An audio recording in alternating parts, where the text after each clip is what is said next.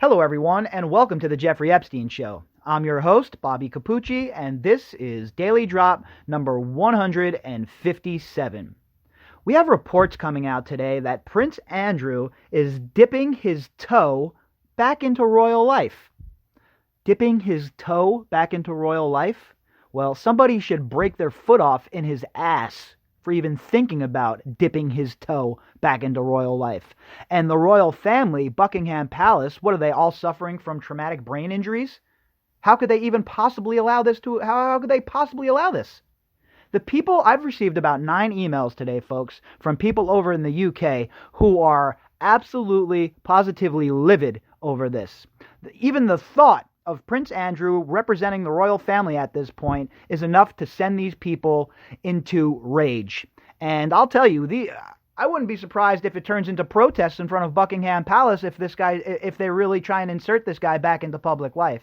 This guy, the Prince of Punk Asses, does not deserve to be in any sort of public position. What he needs to be is questioned by the authorities. What he needs to be is subpoenaed by the authorities, because we know the Prince of Punk Asses, the Prince of Lies, is not honorable. We know he's not going to man up. We know he's not going to show up in front of authorities in his kit and be like, hey, what's up? I'm here to answer questions, everybody. I'm innocent. I have nothing to hide. I want to help these survivors get what they deserve, some reparations and some justice. Nah, that's not what he did. Mr. Honorable, Mr. I'm going to fly across the pond to go and hang out with my pedophile buddy Jeffrey Epstein and hang out at his house for 4 days when I could have had any hotel in the city of Manhattan cater to my every need. I decided to stay with Epstein for 4 days, and that's after, he was a convicted pedophile, and that's after, I decided I was going over to break up with him, because, that's the honorable thing to do. Meanwhile, in Realityville, this clown is hiding from the prosecutors, not answering one single question, and now he has the audacity to think he's going to dip his toes back into royal life? Oh, is he sorely mistaken or what? All right, let's jump into this article from the New York Post and see what it has to say. This article was written by Lee Brown, and the headline is, Prince Andrew dipping his toe back into royal life despite Jeffrey Epstein ties. Prince Andrew is dipping his toe back into royal life, even as U.S. officials are furious at his failure to cooperate with the Jeffrey Epstein investigation, according to a report on Tuesday. Well, let's see how furious they are about him not cooperating. If they really mean business, they'll start rounding up all of his lieutenants. They'll start rounding up the Sarah Kellens of the world, the Leslie Groffs of the world, the Adriana Rosses of the world, the Jean-Luc Brunels of the world, all of these people that aren't royals, that aren't afforded the same protections as Andrew, would be getting rounded up. So once they start rounding them up, then the next step is, well, they start putting them to the question. And once they put them to the question and have these people squirming in their skin looking at 30, 40-year sentences for the heinous crimes they were involved in, let's see how quick they want to talk and rat on Prince Andrew. And then let's see how quickly, once those people start ratting and, the faucets open up, let's see how much evidence comes out to go get Andrew. Because with the way this article is reading here, if he's dipping his toe back into royal life, then you have to believe that the royal family and Buckingham Palace is going to protect him.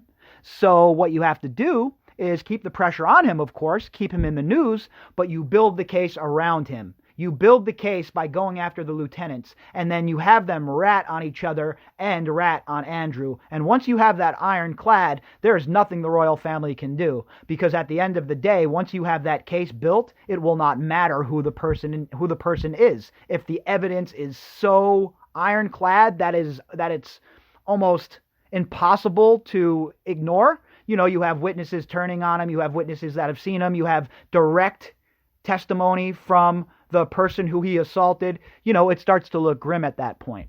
But for that to be the case, they'd have to be going after these co-conspirators, and I don't see that yet. So like I said earlier today, until I see Berman really putting the pressure on and putting his foot on the gas and going after these co-conspirators that don't have the access to these powerful lawyers and the legal counsel and the ability to maneuver through this system because of their money the way someone like Andrew does, it makes more sense to go after them first and use all the resources at your disposal to bring them in and to get them to snitch. The disgraced Duke of York, 60, was photographed Monday at a memorial service for his senior courtier, with friends telling the Sun he was there with the blessing of his mother, Queen Elizabeth II. That's gross. To think that the Queen would have him at some kind of function in any way representing the royal family is just intolerable. Absolutely, positively intolerable. He was dipping his toe in the water by going to the service, but plans to go to more engagements soon. One of Andrew's friends told the UK paper, "Oh, that's nice. I'm sure that's going to fly well in England. I'm sure that's going to fly well with the residents of the UK. I mean, they're all just so over the moon with what a great guy Andrew is that they're just going to be so just beyond joyed that this man is taking an active role once again in the royal family."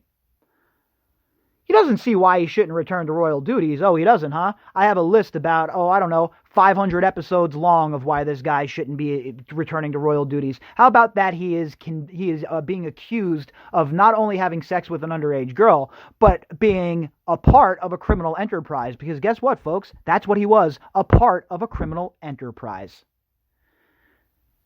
The pal added, insisting Andrew is innocent of any misdoings connected to his perverted pal. Oh, yeah, we know. Andrew was not involved. He was at the pizza joint, folks, all right? He was at the pizza joint. He doesn't sweat. He doesn't wear that kit around town. And most of all, the thing that's most important that we can't forget, he is a very honorable man, folks. Very honorable. He still has a lot to offer. Yeah, he has a lot to offer the investigators, a lot to offer the people who are looking to round up co-conspirators of Jeffrey Epstein. He has a lot to offer for the survivors, but as far as the royal family and royal life and the people of the UK, he has nothing to offer, okay? Nothing to offer but more shame and more misery for the survivors every time they have to see this ugly, stupid mug of the Prince of Lies, the Prince of Punk Asses pop up on social media or the TV or in a newspaper. This guy should be buried underneath Buckingham Palace. He still has a lot to offer, the friend told the paper of Andrew, who was dumped from royal duties last year following his disastrous attempts to justify his ties to Epstein once the money man was convicted of sex offenses. Buckingham Palace told The Sun that Andrew went to Monday's memorial for Sir Malcolm Ross in a personal capacity. All right, well, at least Buckingham Palace comes out and they're trying to gloss that over, huh? Because, we all believe the narrative coming out of Buckingham Palace at this point, because they're very trustworthy as well. All of these elites are just such trustworthy people. All they care about is your well-being, folks. They don't care about consolidating their power or making sure that they're not being embarrassed, because, if they're embarrassed and there's media spotlight on them, well, that affects the bottom line. And we all know that that is the most important thing to these sick-ass elites. The Queen, who was with the rest of the royals at the Commonwealth Day service at Westminster Abbey, was officially represented at the memorial at St. George's Chapel in Windsor by Sir Andrew Ford, a retired army officer, the Daily Mail said. Prince Andrew looked a bit sheepish, a member of the congregation told the UK paper. Many were surprised he was there. You think? Not only surprised, I wouldn't even want to share the same air as this dude. That's how little I think of him at this point. This man is an absolute embarrassment, not only to the English, but to the long line of the English throne, to all of the families that held the throne before the Windsors. Andrew's right up there with the most embarrassing of all of them. Because what this guy has done and the people he's associated with and the way he conducts himself it's absolutely ridiculous to think that anyone would accept this man dipping his toe back into royal life. His appearance came on the same day that U.S. Attorney for the Southern District of New York, Jeffrey Berman, complained that Andrew had completely shut the door on voluntary cooperation with the FBI probe into potential Epstein co-conspirators. Again, I think Berman has it wrong here. He has it backwards. I think that Andrew should be the focus of the low level arrests. And when I say low level, I'm meaning the capos. I'm meaning, the Sarah Kellen Vickers of the world. He should be up there with Ghislaine Maxwell. If you can't get Maxwell to rat and you can't get her to turn, then you have to focus on the other girls who know and have the keys to the kingdom, who know the secrets and have the keys to the kingdom, because they were an integral part of what was going on. And I think it's a piece that a lot of people are missing in this puzzle. If they get rounded up, folks, I promise you, there is zero chance that any of them are going to be able to withstand the pressure that is put on them while they're in that interrogation room. Our office is considering its options, he said Monday of the Royal, who has reportedly hired the UK's most formidable extradition lawyer. Andrew has always strenuously denied any wrongdoing connected to Epstein, 66, who committed suicide, allegedly, in his Manhattan lockup last August. Yeah, this is the kind of story that it really, really agitates me, because anyone who is paying attention to what's going on, anyone who has followed this story even just a little bit, understands that Prince Andrew has done nothing but make himself out to be a liar this whole entire time. And for a man who was supposedly taking a step back to be so brazen now after he hired these high-profile lawyers, you know what that is, right? It's these high-profile lawyers telling him, look, this is what you have to do. This is our strategy. This is our strategy. Show no remorse. Blah, blah, blah, blah, blah, blah, blah.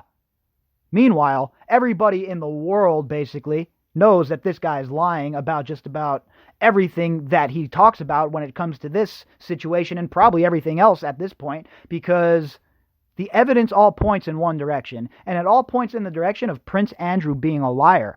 And the fact that he thinks it's acceptable to, quote-unquote, dip his toe back into royal life, well, I counter that with, I believe somebody should break their royal foot off in his royal ass. Maybe his royal father should step up to the plate and kick him in the ass and tell him that that's it. What are you doing? You're not representing me or this family. You're not, you are banished, bro. If this was the old days, this guy would be getting sent to the farthest corner of the English Empire was back then. I don't know, someplace in India probably. But the fact of the matter is this: people are not going to accept him dipping his toe back into royal life. And if this is a test run, it's going to end very badly for him, just like his interview with Mateless ended very badly for him.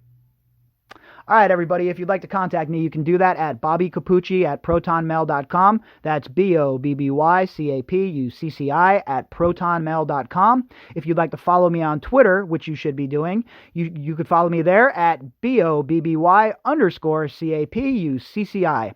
Also, if you enjoy the show and you like the content, you can help out by clicking on the GoFundMe link inside of the description box. All right, everybody, tomorrow I will be back with 3 episodes. We're going to do our usual morning update. We're going to do a daily drop, and we're also going to do an episode about Sarah Kellen Vickers and why she has escaped not only justice, but how she has escaped the public really digging into who she is and the scrutiny that some of the other players in this case have gotten. Somehow she has avoided. Well, that ends tomorrow. We're going to talk about her on the podcast, and we're not going to let these co-conspirators slide away into the shadows. We're not going to let these co-conspirators think they're going to walk, because that's not going to occur. They have to answer questions, and they have to be held responsible for the part that they played. All right, everybody, until tomorrow, enjoy your evening.